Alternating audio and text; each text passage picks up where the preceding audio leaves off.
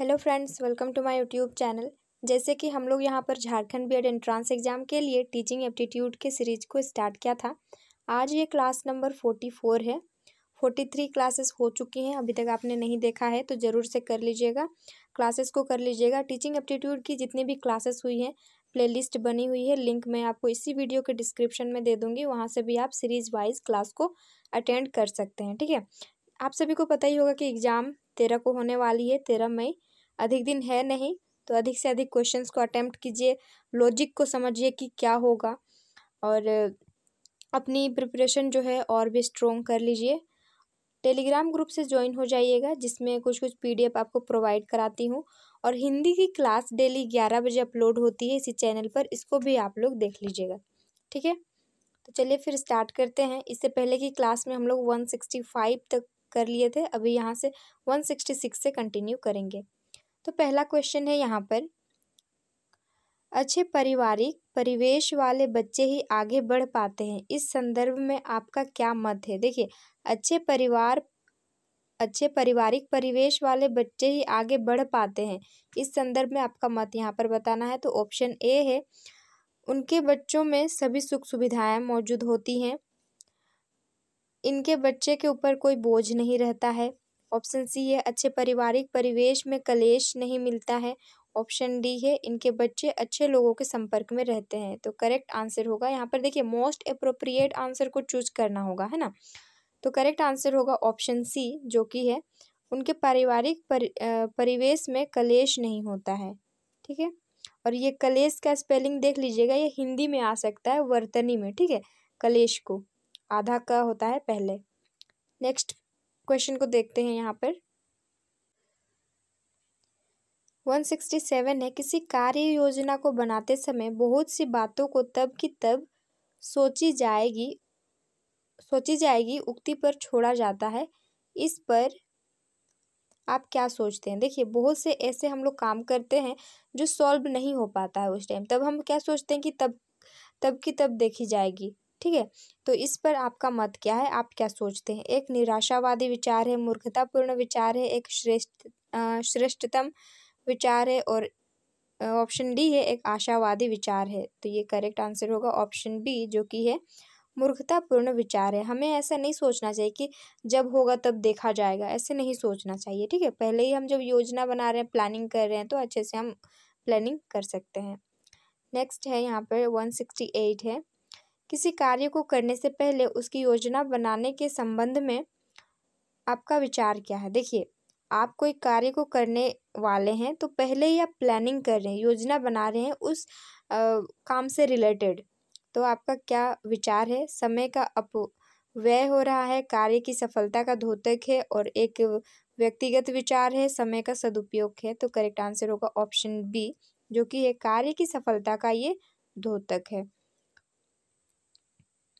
Next question है, छात्रों में असामाजिक गुण विकसित होते हैं, आपका विचार क्या है। देखिए, स्टूडेंट्स में असामाजिक गुण क्या हो रहे हैं, डेवलप हो रहे हैं, तो आपका विचार यहाँ पर बताना है। विद्यालय के परिसर में शिक्षकों तथा अभिभावकों के दंडात्मक उपचार से, घर की चारदीवारी के अंदर, या फिर बुरी संगत में। तो इसका करेक्ट आंसर होगा ऑप्शन डी, जो कि है बुरी संगत में। नेक्स्ट क्वेश्चन है, जटिल समस्याएं आपको प्रेरित करती है। ठीक है, जटिल समस्याएं आपको प्रेरित करती है आत्मविश्वास पैदा करने के लिए, अधिक कार्य करने के लिए, निराश करने के लिए, कम कार्य करने के लिए। तो करेक्ट आंसर होगा ऑप्शन ए होगा, जो कि है आत्मविश्वास, जो सेल्फ कॉन्फिडेंस है उसको डेवलप करने के लिए ये मोटिवेट करती हैं जटिल समस्याएं। नेक्स्ट क्वेश्चन है यहाँ पर, विद्यालय में अनुशासनहीनता उत्पन्न होने का कारण आप मानते हैं कि। देखिए, विद्यालय में, स्कूल में अनुशासनहीनता उत्पन्न हो रही है। ठीक है, तो उसका कारण क्या हो सकता है। गरीबी व बेरोजगारी, शिक्षा प्रणाली में विषमता, शिक्षा पदाधिकारियों का आए दिन दबदबा होगा यहाँ पर, और ऑप्शन डी है अध्यापकों में जिम्मेदारी का अभाव। तो यहाँ करेक्ट आंसर होगा ऑप्शन डी, जो कि है अध्यापकों में जिम्मेदारी का अभाव। इस वजह से जो है स्कूल में अनुशासनहीनता उत्पन्न हो सकती है, ये कारण है एक। नेक्स्ट क्वेश्चन है 172 है, छोटी उम्र के बच्चों को अधिक योग्य बनाने के लिए आपको किस तरह का व्यवहार करना चाहिए। ये मोस्ट इम्पॉर्टेंट क्वेश्चन है, ठीक है। छोटी उम्र के बच्चों को अधिक योग्य बनाने के लिए आपको किस तरह का व्यवहार करना चाहिए उन बच्चों के साथ। उन्हें कड़ी मेहनत के लिए कहना, बिल्कुल नहीं कहना है हमें ऐसा। उन्हें अच्छे वातावरण में रखना, हाँ ये हो सकता है। उन्हें दूसरों की नकल करने से बचाना और उन्हें अधिक लाड प्यार से रखना। देखिए लाड प्यार से भी वो अधिक मतलब क्षमता उनकी नहीं बढ़ेगी, ठीक है। तो इसका करेक्ट आंसर होगा ऑप्शन बी, जो कि है उन्हें अच्छे वातावरण में रखना। यहाँ पर एक स्टेटमेंट भी आता है जो वाटसन का है। वो बोलते हैं कि मुझे एक बच्चा दो, मैं उसे जैसे बनाना चाहता हूँ वैसे मैं बना सकता हूँ। यानी कि उनका कहने का मतलब ये है कि वो अगर चाहे तो उस बच्चे को चोर भी बना सकता है, और अगर वो चाहे उसी बच्चे को वो पुलिस भी बना सकता है। तो आप बच्चे को किस परिवेश में रख रहे हैं, कैसे वातावरण में रख रहे हैं, इस पर बहुत डिपेंड करता है, ठीक है। तो इसका करेक्ट आंसर होगा ऑप्शन बी, ये उन्हें अच्छे वातावरण में रखना चाहिए। जो मैं स्टेटमेंट बोली हूँ इसे भी आप लोग नोट डाउन जरूर से कर लीजिएगा। स्टेटमेंट वाली क्वेश्चन यहाँ पर बन सकते हैं, ठीक है। तो यहाँ पर देखिए ऑप्शन बी करेक्ट आंसर होगा। नेक्स्ट क्वेश्चन है, किसी व्यक्ति का चरित्र सबसे ज़्यादा प्रभावित होता है। किसी व्यक्ति का जो चरित्र है वो सबसे ज़्यादा किससे प्रभावित होता है, आप क्या मानते हैं। पारिवारिक परिवेश से, छात्रावास के परिवेश से, मित्रों के साथ रहने से, और विद्यालय के परिवेश से। तो करेक्ट आंसर होगा यहाँ पर ऑप्शन ए, जो कि है पारिवारिक परिवेश से, ठीक है। किसी भी व्यक्ति का जो चरित्र होता है सबसे ज़्यादा प्रभावित वो पारिवारिक परिवेश से ही होता है। नेक्स्ट क्वेश्चन है 174 है, समाज में छात्रों की भागीदारी किस प्रकार की वांछनीय है। यहाँ पर वांछनीय पूछा गया, तो आपका विचार क्या है। परस्पर सहयोग की आकांक्षा, रचनात्मक सहयोग की भावना, अनुदेशात्मक सहयोग की भावना, या फिर क्रियाशीलात्मक सहयोग की भावना। तो करेक्ट आंसर होगा ऑप्शन ए, जो कि है परस्पर सहयोग की आकांक्षा। नेक्स्ट क्वेश्चन है 175, अपने बच्चों का व्यवसाय चुनने के लिए आप निम्न में से किस विचार से सहमत होंगे। तो यहाँ पर देखिए ऑप्शंस को देखते हैं। क्योंकि बच्चा तो बच्चा है, उसके पास बड़ों जैसा अनुभव कहाँ है, ऐसा बिल्कुल नहीं सोचना है। ऑप्शन बी है, बच्चों को उनकी रुचि व क्षमता के अनुसार व्यवसाय चुनने की स्वतंत्रता है। यहाँ पर 2 बार टाइप हुआ है। बच्चों को व्यवसाय चुनने के लिए अभिभावकों के साथ विचार विमर्श करना चाहिए, या फिर ऑप्शन डी ये सभी। तो देखिए जब भी बच्चा 10th के बाद हमें क्या करना होता है, सब्जेक्ट चूज करना होता है, ठीक है। तब हमें किसी बच्चे को फोर्स नहीं करना चाहिए कि तुम साइंस लेकर के पढ़ो, तुम कॉमर्स लेकर के पढ़ो, तुम आर्ट्स लेकर के पढ़ो, ये सब बिल्कुल नहीं बोलना चाहिए। हमें बच्चों को पूछना चाहिए कि भाई तुम्हें इंटरेस्ट किस में है, तुम क्या लेकर पढ़ना चाहते हो, ठीक है। उसकी जो रुचि किस में है और उसकी एबिलिटी के अनुसार ही व्यवसाय चुनने की स्वतंत्रता देनी चाहिए। ये है कि आपको आर्ट्स में ज़्यादा इंटरेस्ट है और आपके पेरेंट्स बोल रहे नहीं साइंस लो, ऐसे आप नहीं कर सकते। अगर आप ले भी लेते हैं साइंस सब्जेक्ट तो आप इंटरेस्ट के साथ नहीं पढ़ सकते उस चीज़ को, ठीक है। आप जिसमें इंटरेस्ट होते हो उस चीज़ को आप 100% मेहनत करके करते हो ना। तो देखिए जब भी हम लोग व्यवसाय चुनने की बात आती है तो वो बच्चे के अनुसार होनी चाहिए, उनकी रुचि उनकी क्षमता के अनुसार होनी चाहिए, ठीक है। तो ऑप्शन बी करेक्ट आंसर होगा। नेक्स्ट क्वेश्चन है 176 है, न्यायालय ने कक्षा में बच्चों को शारीरिक दंड देने पर रोक लगा दी है। अभी स्कूल में बच्चों को मारा पीटा नहीं जाता है, जब हम लोग छोटे थे तो हमें तो बहुत मार वार मिलता था। तो अभी न्यायालय ने कक्षा में बच्चों को शारीरिक दंड देने पर रोक लगा दी है। आप किसी बच्चे को मार पीट नहीं सकते हैं। आप क्या सोचते हैं इस बारे में। न्यायालय का फैसला उपयुक्त है, इससे अनुशासनहीनता की समस्या उत्पन्न होगी। न्यायालय के शारीरिक दंड पर रोक लगाकर बच्चों को बिगाड़ने का काम किया है, इसमें विरोधाभास है। तो करेक्ट आंसर होगा ऑप्शन ए, जो कि ये न्यायालय का फैसला उपयुक्त है। नेक्स्ट क्वेश्चन है 177, आजकल समाज में शिक्षक को पहले जैसी प्रतिष्ठा नहीं है। देखिए शिक्षक को पहले जैसी प्रतिष्ठा नहीं है, उस प्रतिष्ठा को पुनः प्राप्त करने के लिए आपका विचार अपेक्षित है। ऑप्शंस को देखते हैं। शिक्षक ट्यूशन के पैसे को छोड़े, शिक्षक अपने कर्तव्य को निष्ठापूर्वक पालन करने, ये तो होना ही चाहिए। शिक्षक अपने आचरण में सुधार लाए, बिल्कुल। और ऑप्शन डी है ये सभी, तो करेक्ट आंसर होगा ऑप्शन डी जो कि है ये सभी उनको करनी है।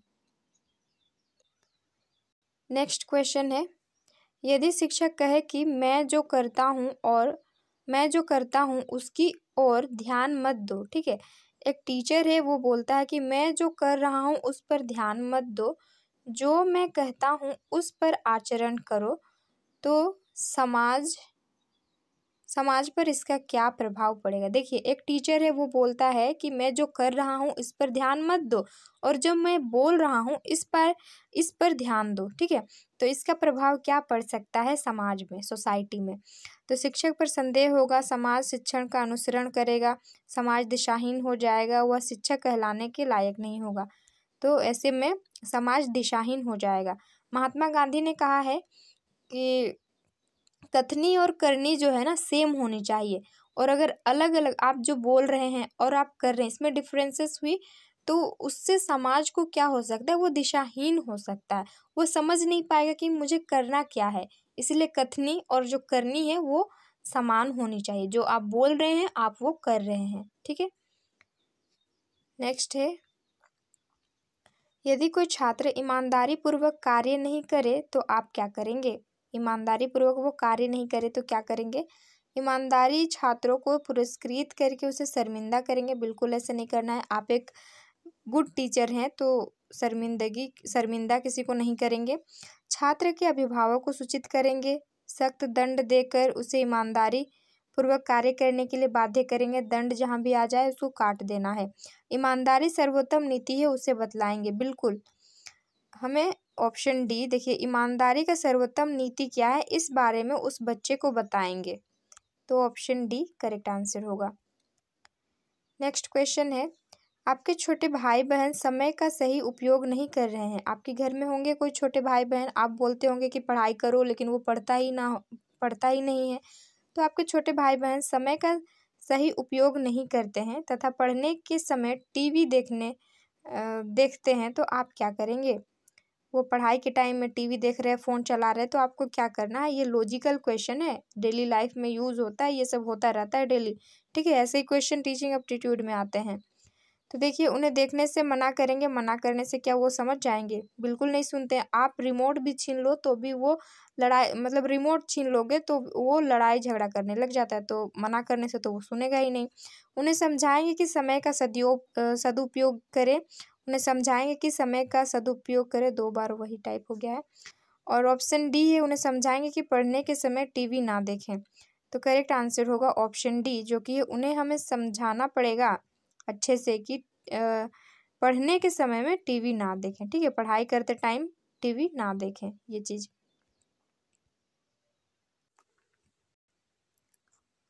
नेक्स्ट क्वेश्चन है, ये अक्सर सबके साथ होता रहता है। देखिए, जब आप पढ़ने के लिए बैठते हैं तो टेलीफोन आ जाता है जिससे आपके कार्य में बाधित हो जाते हैं, तो आप क्या करेंगे। देखिए, अक्सर ये सबके साथ होता है, जब भी आप पढ़ने बैठते हो किसी न किसी का कभी कभी कॉल आ जाता है, तो और आप डाइवर्ट हो जाता है, आपका माइंड डाइवर्ट हो जाता है, तो इससे में क्या करेंगे।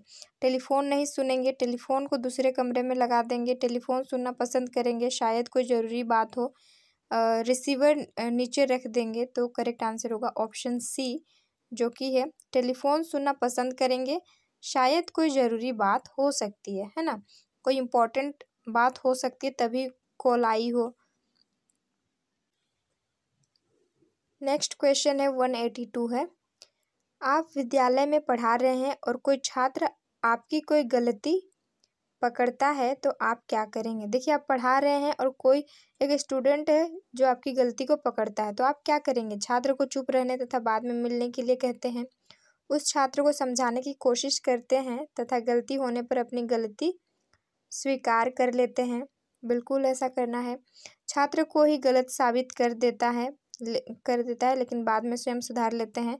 सभी बच्चों के सामने उसकी खिल्ली उड़ाते हैं, बिल्कुल नहीं करना है ये सब।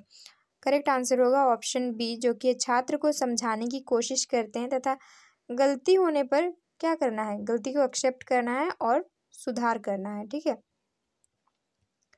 नेक्स्ट क्वेश्चन को यहाँ पर देखिए 183 है। 30 क्वेश्चन यहाँ पर हम लोग करेंगे। तो 183 है, अगर कोई छात्र स्कूल पोशाक में नहीं आ रहा है तो आप क्या करेंगे। स्कूल ड्रेस में वो नहीं आ रहा है, जो भी यूनिफॉर्म है वहाँ का, उसे स्कूल की पोशाक पहनने के महत्व को समझाएंगे, उसे शारीरिक व आर्थिक दंड देंगे, उसके अभिभावक को स्कूल पोशाक बनवाने के लिए कहेंगे, उसे कक्षा में प्रवेश की अनुमति नहीं देंगे।